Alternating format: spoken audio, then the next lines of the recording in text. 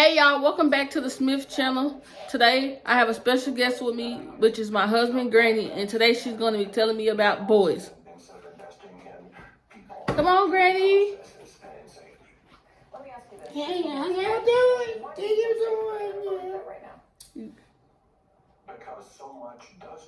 Granny, I have a question. Yes.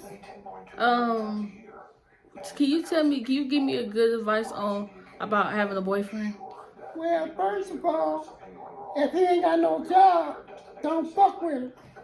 And then, if he ain't respectable, treat you like a lady, like you're supposed to do, don't fuck with him. And I have another question. I really don't know how to say it, but I'm scared, Granny. So shit! What the fuck? Granny, you always fucking